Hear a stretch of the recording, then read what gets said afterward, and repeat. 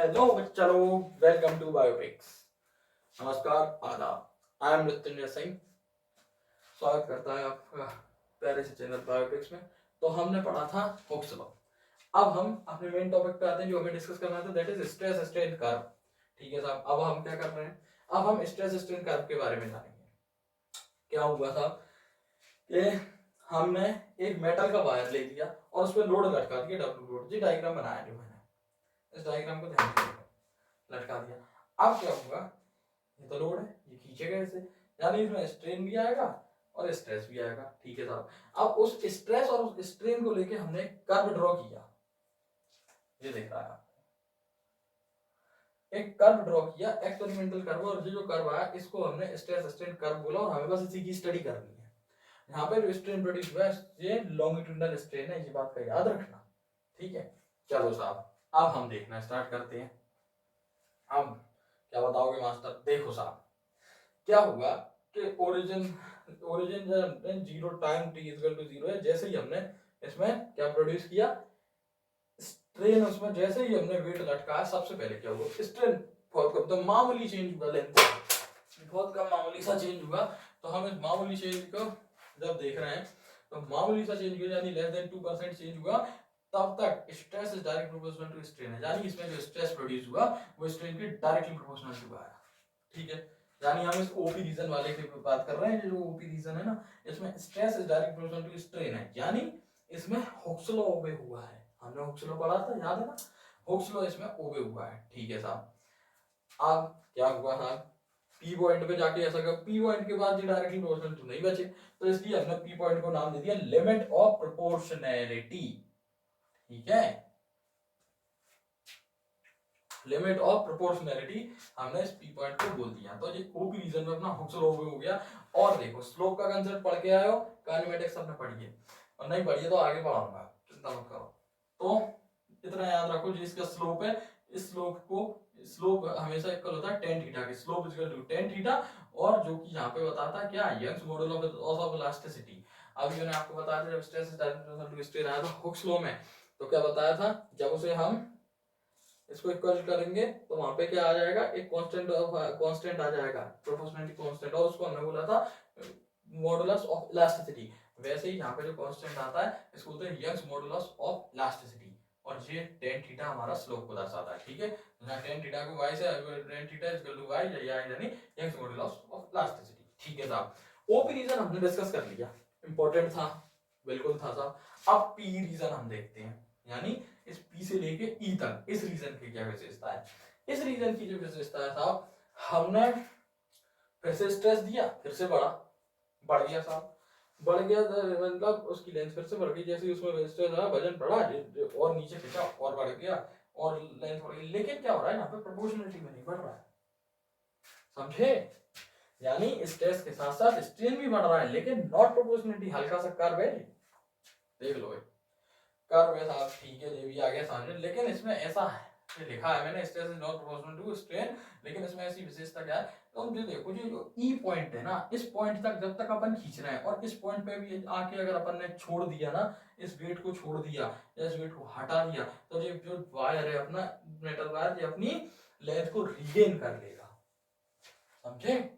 ये अपनी लेंथ को रीगेन कर लेगा। तो इसलिए ये इतना रीजन, ओई रीजन को हमने इलास्टिक रीजन बोला, जिसे मैंने ईआर से बताया। ठीक है, इस रीजन में अपना ओई तक ये मेटल वायर अपना इलास्टिक प्रॉपर्टीज को शो कर रहा है। और ये जो पी, ये जो अपना ई पॉइंट है, पी तो हम डिस्कस कर चुके हैं, ई पॉइंट है, इसको हमने बोला यील्ड पॉइंट, क्योंकि जहां तक भी अगर अपना अपन लोड हटा देते हैं तो वो अपनी ओरिजिनल पोजीशन को रीगेन कर लेगा। ठीक है साहब, आ गया बच्चा लोग को? ठीक है मास्टर, इलास्टिक रीजन तो तुमने समझा दिया ढंग से, अब आगे बता दो। ठीक है, अब क्या है देखो,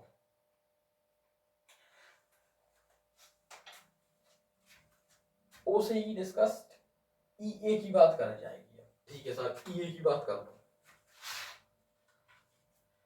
ई ए रीजन देखो साहब, ई आर मैंने लिखा ही है, इस रीजन के रीजन अलग बना दिया है, इधर इधर इलास्टिक रीजन शो कर रहा है।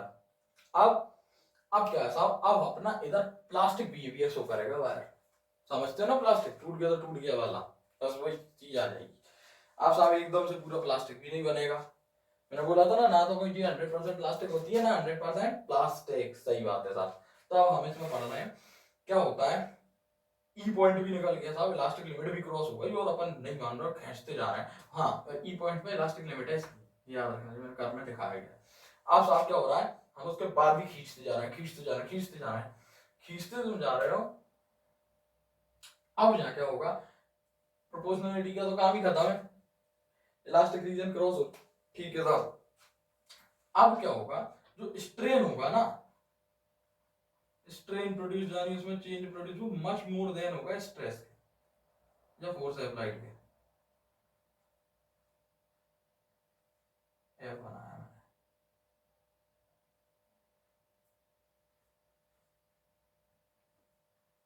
क्या होगा साहब, ई ए वाले रीजन में जो स्ट्रेन होगा वो कई गुना ज्यादा होगा स्ट्रेस प्रोड्यूस के, मतलब हमने इतू सा स्ट्रेस प्रोड्यूस किया और स्ट्रेन साहब इतना बड़ा प्रोड्यूस हो गया, वाह साहब गजब कर रहा है स्ट्रेन, वो चीज घटना घटेगी हाँ ये वाले रीजन में। और लेकिन इस रीजन में क्या होगा, अब तुम साहब ये पे आके तुमने कह दी मैं तो साहब लोड हटा दूंगा, हटा दो, वायर अपनी ओरिजिनल पोजीशन में आएगा ही नहीं, क्योंकि वायर इलास्टिक प्रॉपर्टीज को लूज कर चुका है, इलास्टिक लिमिट तो गई उसकी, क्रॉस हो गई, इलास्टिक रीजन से वो पार हो गया, वो प्लास्टिक बिहेवियर शो कर रहा है, ठीक है, ठीक है साहब। अब आ गया समझ में, अब बताओ मास्टर आगे क्या बढ़ाओगे, अब क्या बचा, अब अपन फोर्थ वाली चीज डिस्कस करेंगे, तो अब अपन आगे डिस्कस करते हैं। तो अब आगे हम डिस्कस कर रहे हैं कि हमने क्या किया, जो स्ट्रेस था, जो लोड था, उसे हम बढ़ाते जा रहे हैं, क्या होगा, बढ़ाते जा रहे हैं। देखो अब क्या हो रहा है,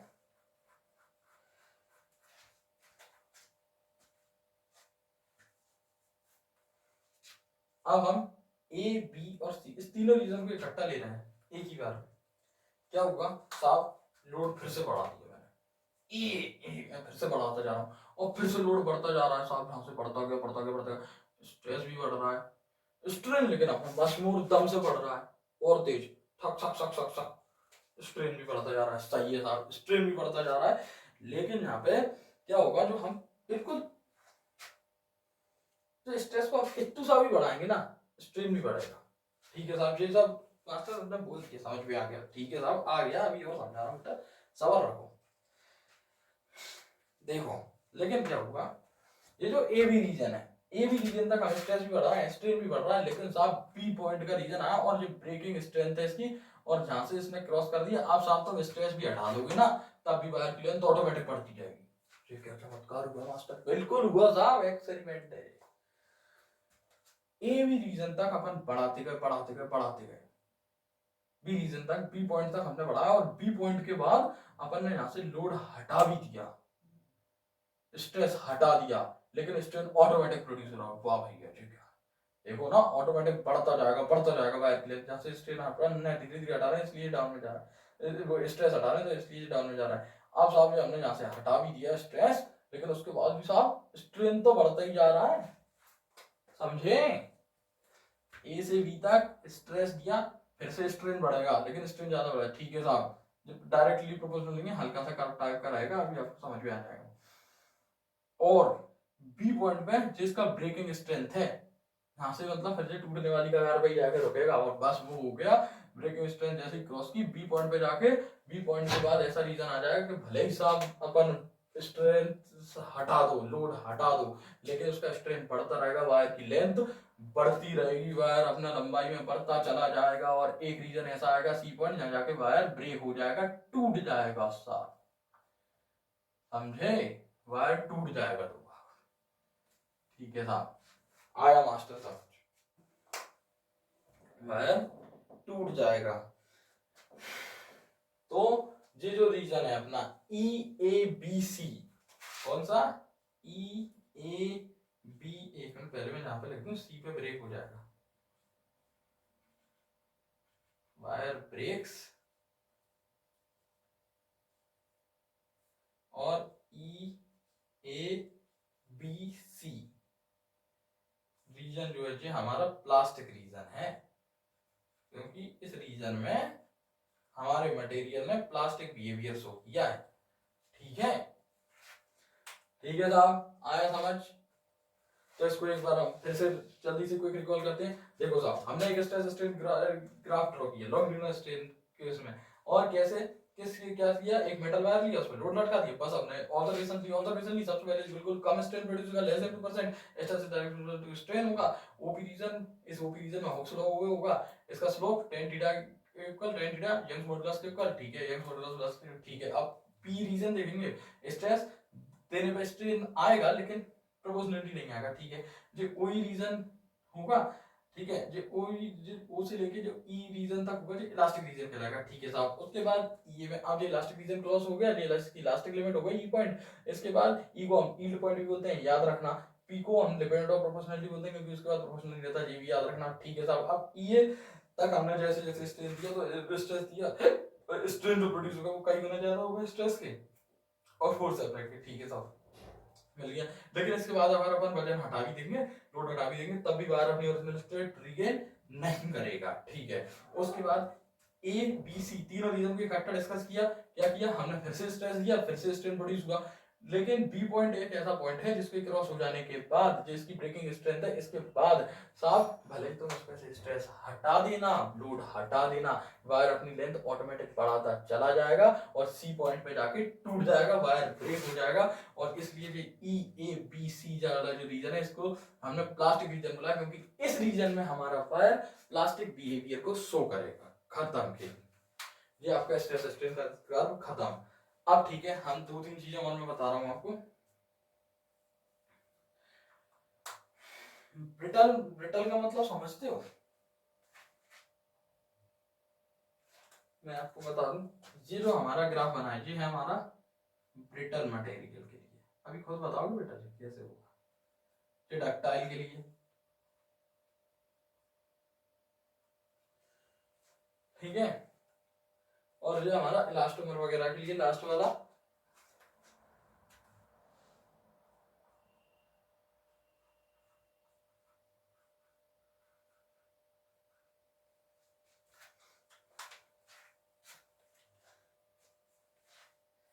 देखो साहब,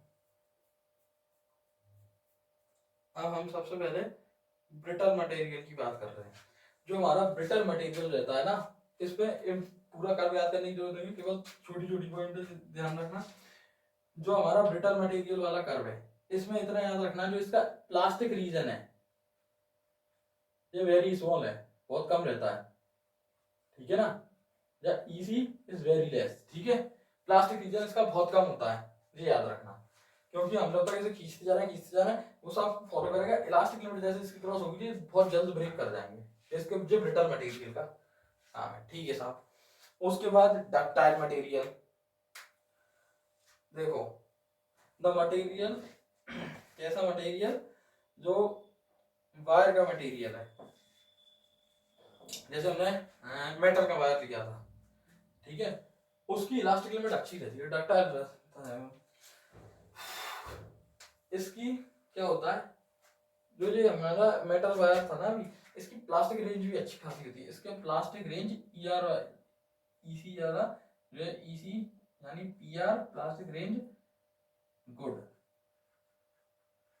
लार्ज भी लिख सकते हैं, प्लास्टिक रेंज ज्यादा है, मोर प्लास्टिक रेंज लिख सकते हैं। ठीक है, डक्टाइल, इसकी प्लास्टिक रेंज बहुत कम है ब्रिटल की, डक्टाइल की प्लास्टिक रेंज ज्यादा है। और साथ में ओ से शुरू है, और जो स्ट्रेस स्ट्रेन में यहाँ पे लिख नहीं रहा, यहाँ पे स्ट्रेस और स्ट्रेन ऐसे बता रहा हूँ, क्योंकि यहाँ पूरा आएगा नहीं। ठीक है, तो समझ जाना। ये डक्टाइल मटेरियल के लिए हो गया। इलास्टोमर्स साहब, इलास्टोमर्स इसमें क्या आता है, इसमें स्ट्रेस स्ट्रेन का स्ट्रेट लाइन ही नहीं आता। बाकी के था मास्टर, क्या होता है, जो इलास्टोमर्स रहते हैं यानी रबड़ है अपनी, रबड़ में तुम जितना स्ट्रेस दोगे ना, उसका कई गुना ज्यादा स्ट्रेन प्रोड्यूस हो जाएगा। रबर, उस रबर, रबर इसका एग्जांपल है। रबर अच्छे से लिख देता हूं, भले ही ये विद इन इलास्टिक लिमिट रहे, लेकिन strain produce much more than the stress elastomers के केस में। ठीक है, एग्जांपल है इसका रबर, और यहाँ पे ये कर्व रहता है, कर्व्ड रहता है। ठीक है, ये याद रखना, बस खत्म। तो हमारी 3 चीजें याद रखनी है। ठीक है, ब्रिटल मटेरियल के लिए plastic region very small, ductile material के लिए प्लास्टिक रीजन मोर रहता है, ज्यादा रहता है, पीआर है प्लास्टिक रीजन को आर से रहता है। और इसमें इसका कर्व स्ट्रेट लाइन होता ही नहीं है, इसका तो कर्व होता है डायरेक्ट इलास्टोमर्स के केस में। ठीक है, इसमें जो स्ट्रेन प्रोड्यूस होगा वो कई गुना ज्यादा होगा स्ट्रेस से। ठीक है साहब, इनमें क्योंकि प्लास्टिक रेंज ही नहीं देता, ब्रेकिंग पॉइंट इसका इलास्टिक लिमिट के पास रहता है। ठीक है, तो बस ये सिंपल था। ठीक है, अब साहब हम इसके ज्यादा नहीं, मैं केवल 2 सवाल कराऊंगा, तो 2 सवाल अगर आए तो आए, नहीं मेमोराइज भी कर सकते हो, समझ भी सकते हो, बस वैसे मेमोराइज करने के लिए। ठीक है साहब, तो मैं इसको बना रहने दूं, बाकी सब हटा देता हूँ, नोट कर लो, स्क्रीनशॉट लेना ले लो, नोट्स में ध्यान के रहते तो। अब साहब ठीक है मास्टर, तुमने पढ़ा दिया, हमारा पूरा कोड डांस कर रहा है, पता है बेटा मेरे को, जुगाड़ से काम चलाना पड़ता है।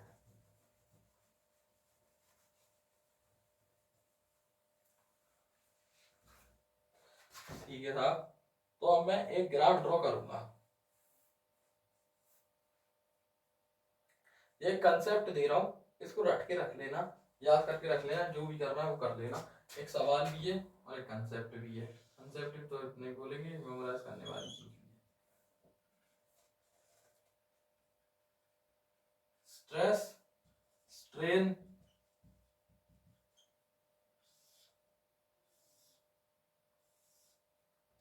Origin A B C. ठीक है साहब,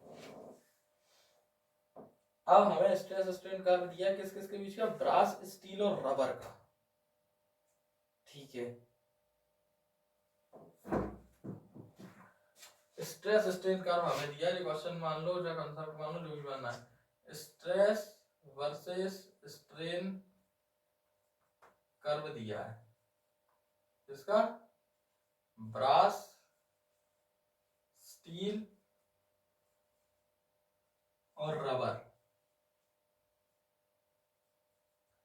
ठीक है, बताना क्या है आपको, अब इनमें से ए बी सी कौन सा किसके लिए होगा, द ए बी सी और, अब ये नहीं कहेगा क्या मैं आता रहेंगे, धीरे धीरे समझ जाऊंगा। सबसे पहले मैं ए ऑप्शन लिख रहा हूँ। ठीक है, मैं लिख रहा हूँ सीक्वेंस किसकी, मैं ए से सीक्वेंस लिख रहा हूँ मैं। ठीक है, सबसे पहले मैं केवल शॉर्ट में लिख रहा हूँ, तो आर यानी रबर, पी यानी ब्रास, एस यानी स्टील, पहला option. Second option, second option तुम लोग का क्या है, बी एस आर लिख लो।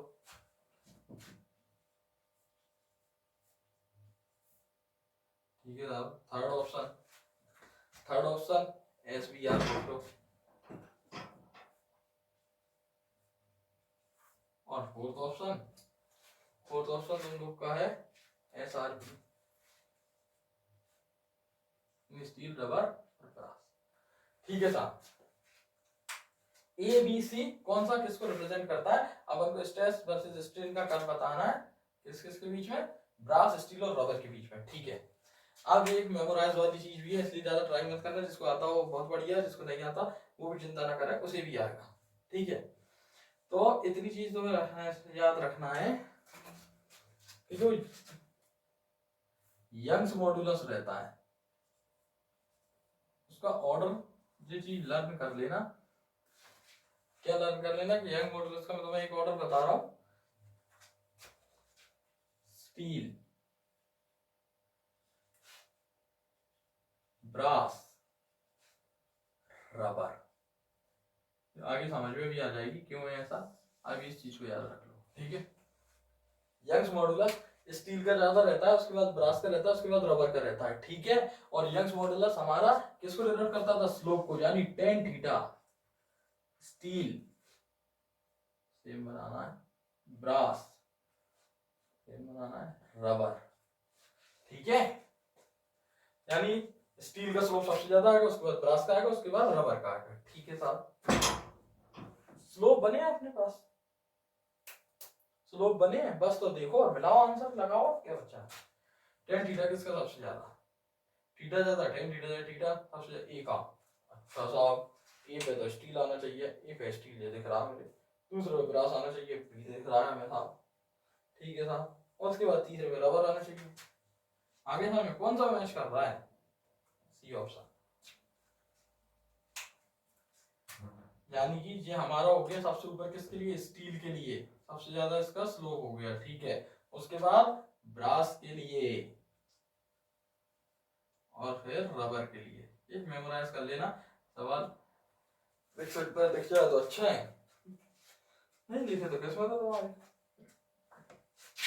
चलिए साहब, अब अगले सवाल पे चलते हैं।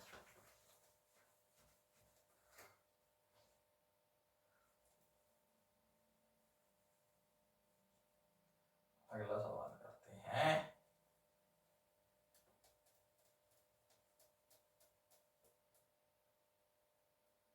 मास्टर जी क्या कर रहा है, मास्टर सब कर लेता है, देखो मास्टर को। ये तुम्हारा स्ट्रेन, अजय स्ट्रेस, इसको पी क्यू आर नाम चेंज करें बस बेटा। ठीक है साहब, स्ट्रेन वर्सेस स्ट्रेस का ग्राफ दे दिया मैंने तीन डिफरेंट मटेरियल के लिए, पी क्यू आर। ठीक है, उसके बाद फिगर क्या बताता है, देखो इस फिगर के ऊपर कमेंट करना है। मैंने स्ट्रेन वर्सेस स्ट्रेस का ग्राफ बनाया है, किन किन मटेरियल के लिए, पी क्यू और आर के लिए। अब तुम लोग को क्या बताना है, तुम लोग को बताना है इसमें कि भाई साहब सबसे पहले elasticity of P is maximum, कैसा है,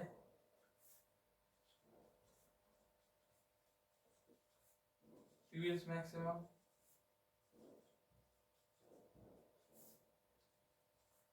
tensile strength TS of R is maximum,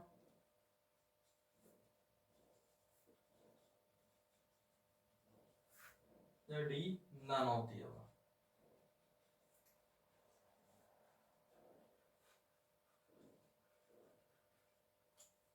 देखो बेटा क्या है, स्ट्रेन वर्सेस स्ट्रेस का ग्राफ बना हुआ है। तो मास्टर तुमने तो स्ट्रेस वर्सेस स्ट्रेन का पढ़ाया था जी, तो उल्टा हो गया। अरे कुछ नहीं हुआ, उल्टा हुआ तो पलट देना। पलटोगे कैसे, जैसे y equal to tan theta था तो y equal to cot theta कर देना, 1/tan थीटा कर देना, बात एक ही आ गई। आज समझ में, चलो 2 मिनट में जल्दी जल्दी लगाओ इसको, जल्दी जल्दी करो। Stress versus strain versus stress का कर्व है, तीन वायर के लिए जो डिफरेंट मटेरियल से बने हुए हैं, पी क्यू आर, उनकी इलास्टिक लिमिट है। ठीक है साहब, ये भी तुम्हें समझ में आ गया है, पी क्यू आर क्या क्या है। अब ये फिगर क्या क्या बताता है, क्या इलास्टिसिटी ऑफ वायर पी की मैक्सिमम है, या इलास्टिसिटी क्यू वाले की मैक्सिमम है, या फिर टेंसाइल स्ट्रेंथ आर वाले की मैक्सिमम है, या तीनों में से कुछ भी नहीं है। ठीक है साहब, देख लो पहले, देख लिया, देख लिया साहब। चलो तो आप करते हैं शुरू। देखो क्या बताया था तुम्हें, स्लोप क्या होता था, यंग्स मॉडुलस को जनरली इन जनरल क्या होता है, y equal to tan theta होता है, हमने जनरली देखा हुआ है। लेकिन यहाँ पे क्या ये ट्रू है, नहीं है साहब, ये ट्रू यहाँ पे नहीं है, ऐसा नहीं है। फिर कैसा है साहब, y इक्वल टू यहाँ पे 1/tan थीटा के इक्वल है, क्योंकि ये ग्राफ स्ट्रेन वर्सेस स्ट्रेस का है, ना कि stress versus strain. Strain versus stress का कर्व है, इसलिए यहाँ पे y equal to tan theta की जगह y equal to 1/tan theta है और इक्वल टू cot थीटा आ गया। ठीक है साहब, अभी तक हम क्या पढ़ते थे, जिसका थीटा ज्यादा उसका स्लोप ज्यादा, लेकिन यहाँ पे जिसका थीटा ज्यादा होगा उसका स्लोप कम होगा, यानी कि tan थीटा ऑफ p वाले का सबसे कम होगा और tan थीटा ऑफ q वाले का उससे ज्यादा होगा, और tan थीटा ऑफ इसका r वाले का उससे भी ज्यादा होगा। यानी कि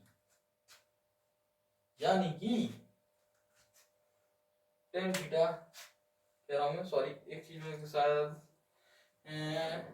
गलत बोल भी सकता हूँ मैं, 1 मिनट चेक कर लूँ, वैसे मैंने सही ही बोला है। इतना याद रखना, ऐसे कंफ्यूज मत हो, tan थीटा से कंफ्यूज हो, स्लोप से याद रखो। तो यानी कि इसमें स्लोप तो दिख रही है तुम्हें, स्लोप इसमें अपने को p वाले की ज्यादा दिख रही है, आ गई बात समझ में, ठीक है। लेकिन यहाँ पे थीटा जो होगा ना वो जो 1/θ होगा, थीटा अपन एक चीज याद रखना, तुम एक ही कंसेप्ट से चलो, तो मैं दूसरा तरीका नहीं बता रहा, नहीं तो कंफ्यूज हो जाओगे, वो धीरे धीरे प्रैक्टिस से आ जाएगा। स्ट्रेन वर्सेस स्ट्रेस का जब ग्राफ कर रहा है अपन ने, जी डायग्राम देखा था, बिल्कुल देखा था मास्टर।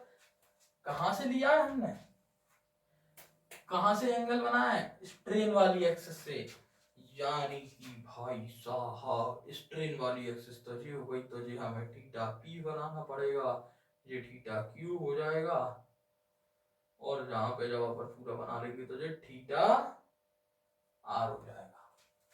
आया दिमाग में, यानी कि वो मास्टर पीली पलट गया, तो बिल्कुल पलट गया बेटा, क्योंकि ये उल्टा है कर, ठीक है। अब थीटा किसका ज्यादा लग रहा है उसका स्लोप ज्यादा कर दो, और जिसका स्लोप ज्यादा उसका कॉट थीटा ज्यादा, यानी कि जिसका थीटा सबसे कम उसका कॉट थीटा सबसे ज्यादा, उसका यंग मॉडुलस सबसे ज्यादा, यानी कि उसकी इलास्टिसिटी सबसे ज्यादा, ठीक है साहब।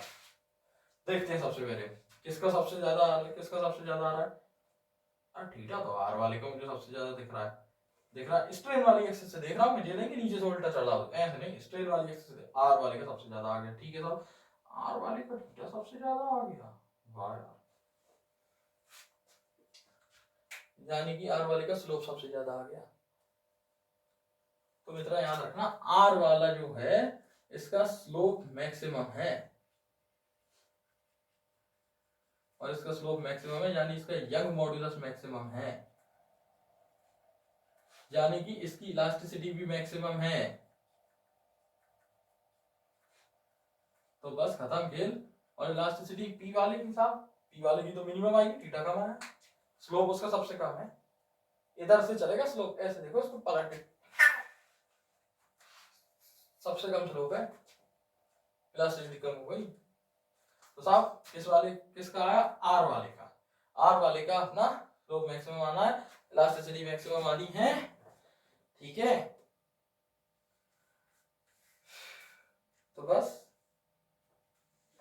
क्या हो जाएगा, और चाहे मैंने अभी इधर से तुम्हें समझा दिया, जो केवल स्लोप का कंसेप्ट है, तो ना थीटा में ज्यादा कंफ्यूज भी ना हो, तो कोई दिक्कत नहीं है। तो केवल इतना याद रखो, अगर स्लोप भी देखेंगे तो स्लोप ई वाले का आर वाले का सबसे ज्यादा स्ट्रेन की एक्सिस से, वो स्लोप ज्यादा इलास्टिसिटी ज्यादा, ठीक है। तो इन तीनों में से कोई ट्रू है नहीं है, इसके हिसाब none of the above answer, ठीक है। आया समझ, और मैं तुम्हें समझाऊं, और मैं तुम्हें समझाता हूं। अब ये तो अपन ने स्ट्रेन वाली एक्सिस समझ लिया, अब तुम स्ट्रेस वाली एक्सिस समझो।